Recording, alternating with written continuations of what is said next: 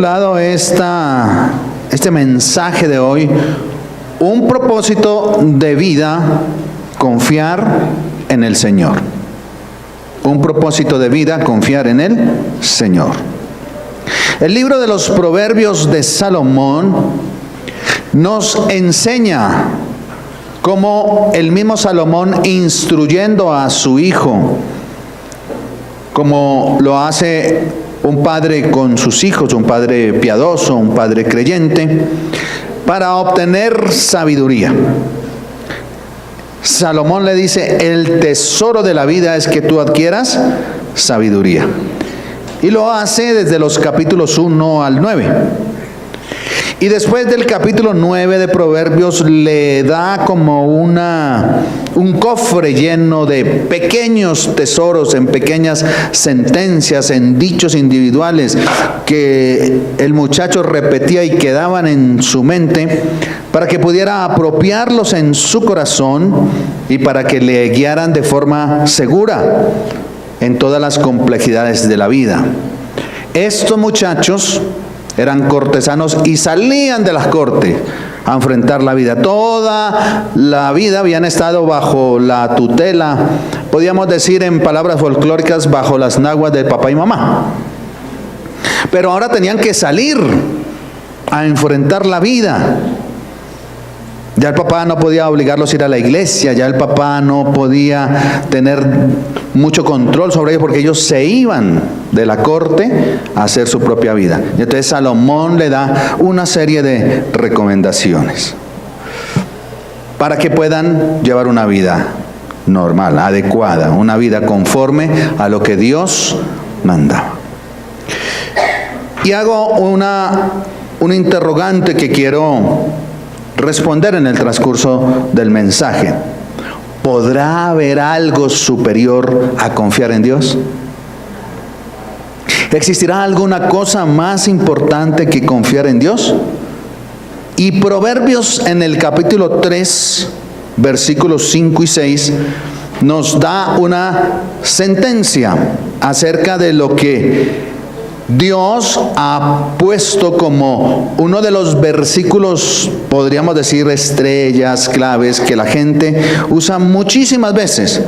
Se ha hecho tan popular este versículo que a veces se pierde la verdad, el contenido de lo que él tiene. Así que mire su Biblia, Proverbios capítulo 3, versículo 5, para entrar en el contexto de la palabra. Dice entonces Proverbios 3, 5, fíate de Jehová de todo tu corazón. Es decir, confía en el Señor con todo tu corazón y no te apoyes en tu propia prudencia. Versículo 6, reconócelo en todos tus caminos y Él enderezará tus veredas. Ese par de versículos nos dan una cosmovisión de lo que debe ser la vida cristiana. Y hay una declaración de un propósito de la vida. ¿Cuál es ese propósito de la vida? Confiar en el Señor. Les propongo que tomemos ese proverbio y lo pongamos en primera persona. Y si usted desea repetir conmigo: confiaré en el Señor Jesús con todo mi corazón. No viviré pensando que puedo resolverlo todo. En todo lo que lleve a cabo, en cada plan que piense, me recordaré a mí mismo que Dios tiene algo que decirme. Y al obrar de este modo, confiaré que Él me guiará y enderezará las sendas de mi vida. Amén. Si usted hace estas cosas, confiará en el Señor y el Señor cumplirá las promesas que están escritas en la palabra del Señor. Es la única manera en que nosotros salgamos adelante en esta vida, confiar en el Señor. Y Él lo dice en el versículo 1 de Proverbios 3, Hijo mío, no te olvides de mi ley, que tu corazón guarde tus mandamientos, o mis mandamientos, perdón, porque ¿qué? Largura de días y años de vida y paz te añadirán. De manera que Proverbios 3 nos lleva a algo más que confiar en el Señor, enseñándonos lo que debemos hacer mientras confiamos en el Señor. ¿Cuántos confían en el Señor? Amén. Yo confío en el Señor. Pero Él dice, mientras confían en mí, hay que hacer algunas cosas. Hay que obrar de cierta manera. Y confiar significa descansar. Confiar significa estar a gusto. Confiar significa tener esa confianza apacible en que Dios se ocupará de nuestras cosas mientras nosotros nos apoyemos en Él. De otras maneras, y para decirlo de manera popular, no te preocupes, que Dios está al mando del asunto, que Dios está al comando de tu barca, que Dios está al timón de tu viaje, de tu avión. El contexto nos muestra que debemos confiar, pero al mismo tiempo debemos vivir de una manera que agrade al Señor. Confiar significa que creemos en las promesas. ¿Cuántos creen en las promesas del Señor? En todas las circunstancias, incluso cuando las evidencias parecen lo contrario, incluso cuando el asunto no va como tan bien. Ahí es cuando más debemos confiar en el Señor. Él quiere que desarrollemos nuestra fe. La fe es un don de Dios. Dios nos regaló la fe. La consecuencia de la fe es la confianza plena en el Señor, en Dios. Una persona, un corazón confiado en Dios, será un corazón agradable, será un corazón bendecido por el Señor. Amén. Note esta clave que nos transmite la cita bíblica: confía en Jehová con todo tu corazón y no te apoyes en tu propia prudencia. Es que hay dos cosas que tenemos: una, tu corazón, y no te apoyes en tu inteligencia. Traducen otros. Prudencia dice Reina Valera, inteligencia dice Nueva Versión Internacional y Nueva Traducción Viviente. Entonces, Dios no está diciendo, anula tu inteligencia, sé un robot automático. No, Él no está diciendo eso. Lo que está diciendo es tu facultad de razonar, tu inteligencia, los argumentos que tú tienes, la lógica que tu mente te da, debes darle el sentido común, que es confiar en el Señor. La inteligencia nos tiene que llevar allá. Es decir, se trata más de armonizar nuestra inteligencia con la confianza que debemos tener en el Señor. 100% confiados en el Señor. Y la manera de confiar en el Señor se ve reflejada en 4 aspectos que quiero mencionarle. El primer aspecto es que confiar en el Señor debe verse reflejado en nuestra relación con Dios y con los hombres. Y así lo dice el versículo: confiar en el Señor y hallarás gracia, favor y buena opinión, es decir, estimación ante los ojos de Dios y de los hombres. Aquí estamos hablando del desarrollo humano, del desarrollo de nosotros como personas. Incluye el crecimiento que yo debo tener en mis relaciones horizontales, Porque debemos todos nosotros crecer en eso, en nuestras relaciones con nuestros semejantes. Y vamos a tener un mes específico donde trabajemos cómo crecer en nuestras relaciones con las demás personas. Cómo llevarse bien con todo el mundo. Aún con los que a veces nos irritan. Pero además debe incluir un crecimiento en nuestra relación vertical con Dios. El primer libro de Samuel dice: y el joven Samuel iba creciendo y era acepto delante de Dios y delante de los hombres. El mismo Señor Jesús en Lucas dice: y el niño crecía y se fortalecía y se llenaba de sabiduría en gracia para con Dios y para con los hombres. Primer aspecto, debemos crecer en nuestra relación con los hombres, pero también en nuestra relación con Dios. El segundo aspecto es que confiar en el Señor debe verse reflejado en nuestra humildad. Dice el versículo: no seas sabio en tu propia opinión. Tiene que ver a veces con el orgullo que nosotros tenemos. No seas sabio frente a los ojos de Dios. Ten temor de Dios. Se podría decir aquí que Proverbios es un libro sobre la guerra entre el orgullo de nuestro corazón y el temor a Dios. Por eso Salomón le dice a su hijo o a sus hijos, o los padres proverbiales le dicen a sus hijos: el principio de la sabiduría es el temor al Señor.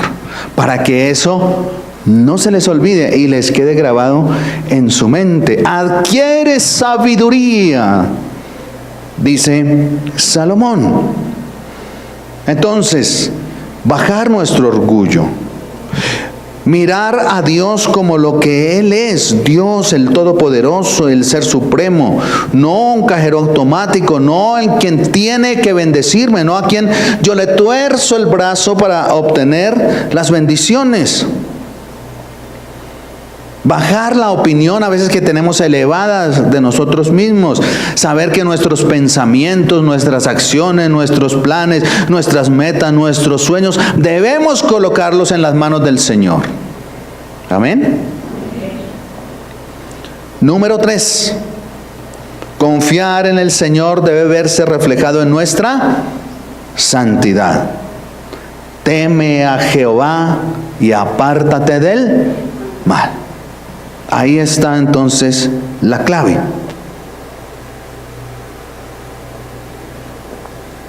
El temor al Señor es un temor reverencial. Y a veces uno dice: apártate del mal, y uno está pensando en los pecados terribles pues que uno pudiera cometer o que la gente comete. Pero la Biblia dice: no griten. Quítese de vosotros toda gritería. No murmuren contra el prójimo. Tengan quieta la sin huesos. No tenga envidia. No salgan palabras deshonestas de su boca. Quítese la ira, el enojo. ¿Por qué esa cara de limón? Dijo alguien: bautizado en jugo de limón. ¿Por qué no una sonrisa? Daniel Goleman, autor de varios libros, habla sobre la inteligencia emocional, basado en la palabra. Yo creo que basado en la palabra. Y cuando uno pone la inteligencia emocional de relieve, le sale bien. El sábado tenía una radiografía de tórax. Entonces, estaba sobre el tiempo y yo dije: no, ¿para qué cargo maletín y todo? Cogí la billetera, la orden y me fui. Entonces llegué 10 minutos antes de mi cita. Le pregunté al celador, me dijo: cuarto piso. Fui donde la niña: mire, tengo una radiografía. Vaya, facture en el tercer piso. Y yo bajé a facturar y abrí la billetera. Y toda la plata la había dejado en el bolsito ese que yo cargo, porque Yo boto las cosas de las manos, entonces me toca. Encima de la mesita de noche había un billete de 2.000 viejito y yo lo cogí y me lo eché al bolsillo de la camisa. Entonces yo hice, me dice 2.900. La señora que pasó antes, la máquina le escupió un poco de monedas. Entonces yo me volteé y le dije, señora, así con una sonrisa, ¿no? Pura inteligencia emocional. ¿Su merced sería tan amable de regalarme 900 pesos? Es que se me quedó la billetera y solo tengo este billete de 2.000. Le dije, no le digo que me los preste, regálemelos. La señora se quedó mirándome y me dio los 900. Entonces yo feliz. Y cuando estaba pensando, entonces el billete no me lo recibía porque era viejito y bueno, desde ahí me demoré. Entonces cuando ya subí al cuarto piso, ya facturó, pero ya lo llamamos, espérese un poquito. Y entonces bueno, yo dije, bueno, voy a esperar. Y después me acordé, el parqueadero. Y pasaron 15 minutos, 20 minutos, media hora, 1 hora y yo, señorita, yo no estaba afanado sino por el parqueadero. Entonces vino a mi mente y dije, no, tengo una tarjeta de Transmilenio y se la voy a canjear al del parqueadero. Le digo, hermano, aquí créame que aquí hay más de 10.000 pesos. ¿Sí? Y entonces, bueno, ahí hice todo, entonces dije, no, le voy a decir al que me toma los rayos X. Entonces cuando entré yo le dije, no hermano, yo soy médico y bueno, y aprovecho para contarles esto. Me estoy tomando una radiografía de tórax porque probablemente, si Dios lo permite y si Dios no dispone otra cosa, me van a operar. Quiero contarles que me hicieron un examen de la próstata y no salió tan bien. Y tienen que sacarme la próstata. Para que, porque me dijo alguien, pastor, que están diciendo que usted ya va a colgar la pata. Y no, yo confío en mi Señor. Esta prédica la hice confiando en mi Señor, que Él me va a sanar. El examen no salió bien. Pero el urólogo me dijo, Jaime, con la operación tenemos un buen porcentaje de curación. Y yo le dije, y estando en las manos del Señor, aún más. Así que si Dios lo permite, tienen pastor para rato. Amén. Gloria al Señor.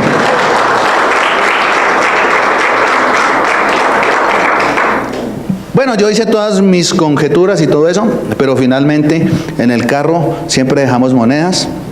Agarré mis monedas y me fui para donde él y le dije, hermano, no tengo plata, tengo solo estas monedas. Entonces él cogió el ticket y dijo, ahí le sobra, hermano. Y con todas las monedas me dijo, son solo 3.000, mire, le sobraron estas monedas. Y entonces, gracias a Dios, no tuve que. Entonces uno confía en el Señor. Apartarse del mal es también alejarse del enojo, de la ira, de la malicia, de la blasfemia, de tantas cosas que no agradan al Señor. La Biblia dice en Colosenses, no mintáis los unos a los otros, habiéndoos despojado del viejo hombre y revestíos del hombre nuevo. Número 4, confiar en el Señor debe verse reflejado en nuestra verdadera adoración. Entonces, el versículo 9 dice, honra a Jehová con tus bienes y con las primicias de todos tus frutos. Y honrar es respetar, honrar es enaltecer, honrar es adorar, honrar es dar honor, estar orgulloso de lo que se es y de lo que se hace. Eso es honrar. Honrar a Dios es caminar con Dios, caminar en la bendición del Señor. Él quiere que lo pongamos a Él ¿en qué? En primer lugar está el Señor. De ahí para allá, es un consejo, no es que lo diga la Biblia, pero de ahí para allá, después de Dios, la primera persona es mi cónyuge. Y yo le doy gracias a Dios por mi esposa, porque me he sentido tan respaldado, tan consentido, tan valorado, ¿sí? que uno dice, bueno, mira, esto es una cosa ahí medio, ¿sí? Pero el amor de Dios reflejado en una persona, eso es, les cuento que una cosa muy hermosa y muy maravillosa. Uno dice que se ama, ¿cierto? Y uno dice, te amo, mi amor, te amo, y le manda un corazoncito ahí en el WhatsApp. Pero ahí es cuando de verdad para Dios, ¿sí? Uno se da cuenta si lo aman o no lo aman, ¿sí? Y gracias, mi vida, por ese respaldo que me has dado tan bello.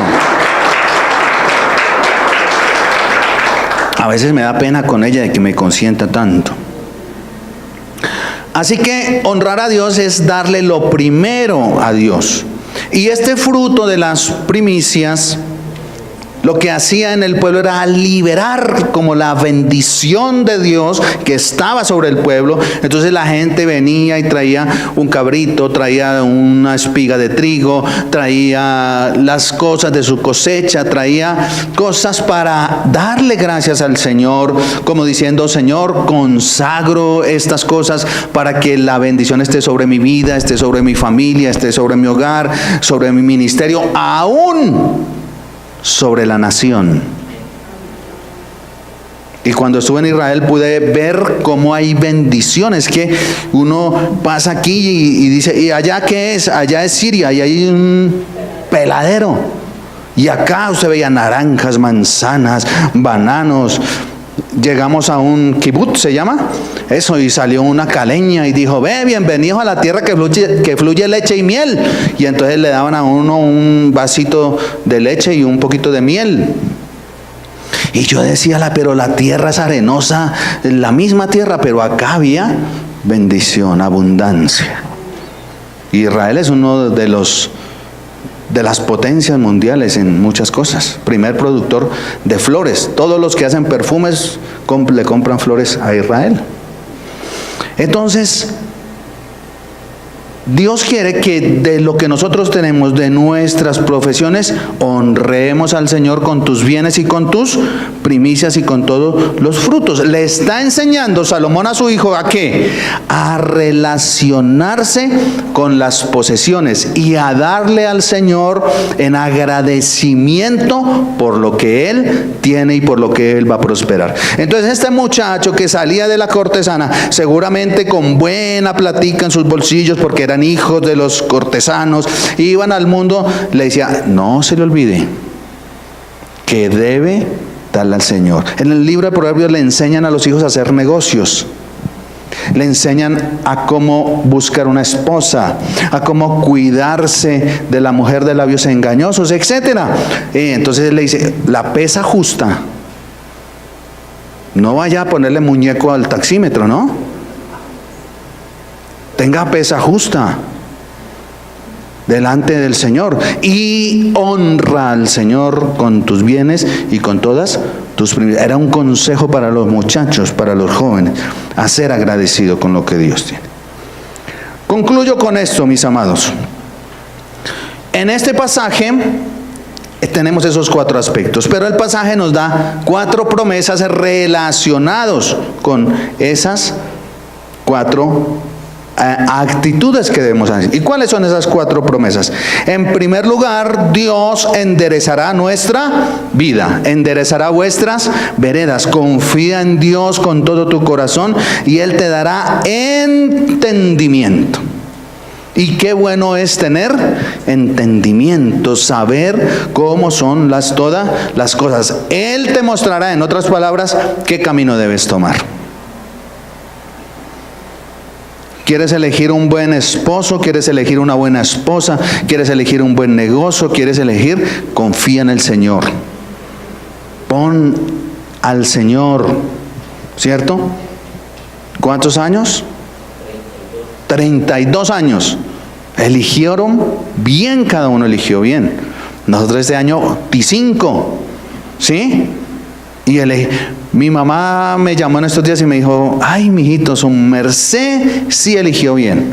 Y le dije, acuérdese, mamá, que nosotros estamos orando, pidiendo al Señor. Si está en la India, Señor, confírmame. confirman en un encuentro de jóvenes. Oramos, Señor, confirman, hermano. Y vino el pastor y no nos conocía, nos medio conocía. Y dijo, vengan, ustedes dos han estado orando y y casi que digo, ¿aceptas como esposa? Estamos orando y el Señor nos confirmó. Somos felices. Que tenemos problemas, sí, que discutimos, sí, que los temperamentos son diferentes, usted ya lo notó.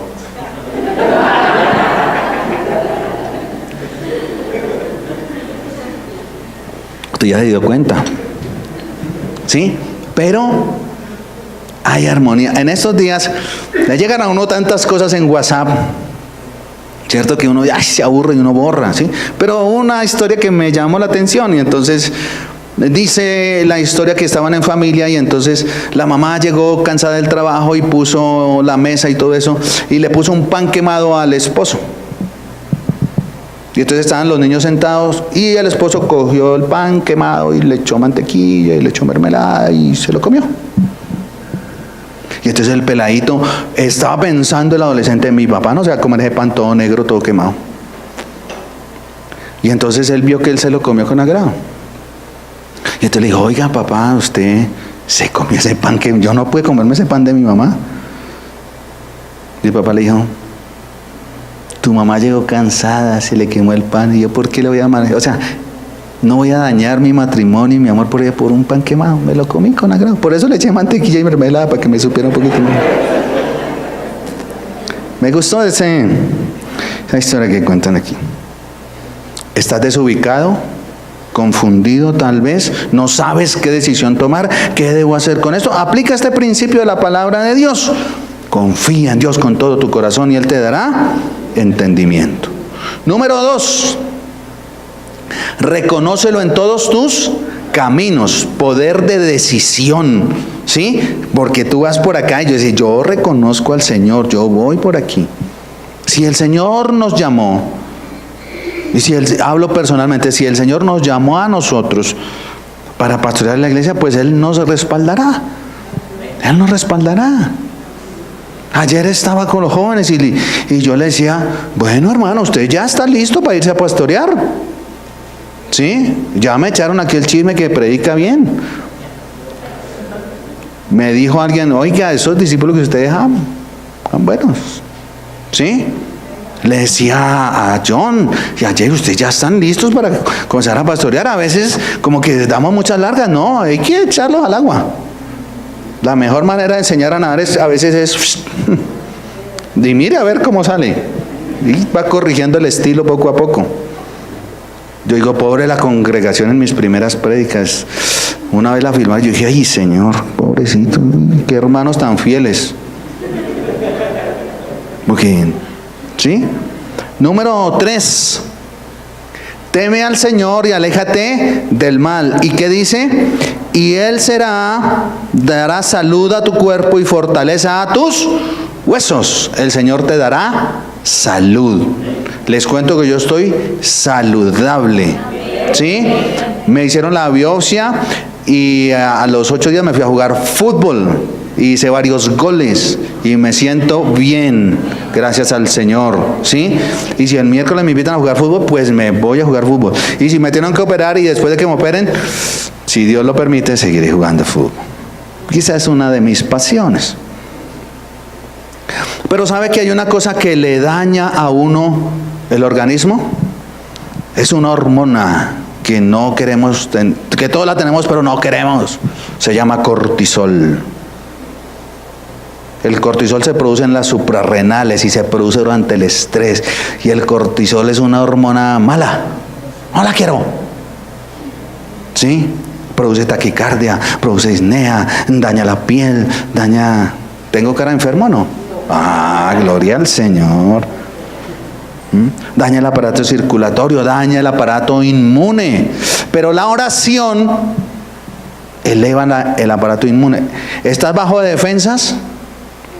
Ahí le contratamos a Millonarios que estaba bajo de defensas. Oración para que suba las defensas. Oración.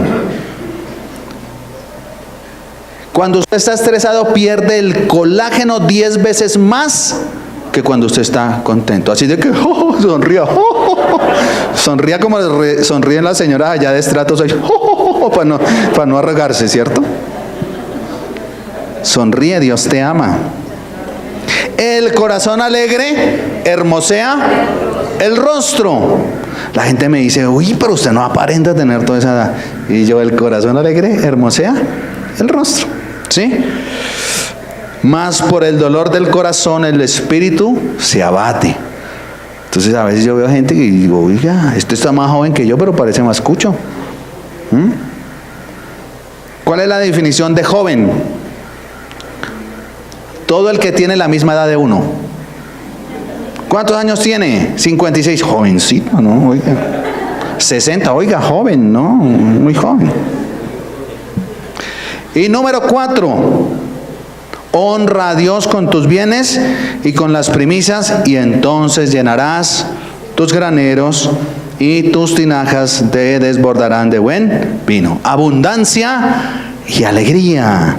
Las primicias o la fiesta de las primicias hacían parte de una de las 3 fiestas de la cosecha. Entonces la gente traía un manojo de cebada, de trigo, de fruta, según la época del año, las presentaban al sacerdote, el sacerdote las recogía y el sacerdote daba una oración de bendición para el pueblo. Hoy el principio es el mismo, no celebramos la fiesta de las primicias, pero hacemos lo mismo, dar gracias a Dios, que es la fuente de nuestra bendición. Dios ha sido bueno. Ya voy a cumplir 1 año que renuncié del consultorio, ¿sí? Y Dios ha sido bueno. Dios ha sido bueno con nosotros. Acabamos de vender el carro porque queremos uno un poquito mejor. Dios ha sido bueno. Amén. Gloria al Señor. ¿Sí? Así que hoy celebramos esta fiesta de las primicias para darle un homenaje a ¿quién? A Dios. Para ser agradecidos con Dios. Porque Él respaldará esta palabra. Los graneros aquí, ¿qué representan? Tu alacena, tu negocio, lo que tú haces, ¿sí? Nuestro trabajo, tu cuenta bancaria, la bendición de tu casa, ¿sí? Dios nos dará alegría y felicidad. El lagar que representa aquí, donde dice Dios llenará vuestra vida con alegría y felicidad. El lagar era el lugar donde se cosechaban las uvas, y el vino representa la alegría de vivir. Los principios en Proverbios no son promesas rigurosas de éxito o fórmulas mágicas que predicen el futuro. No.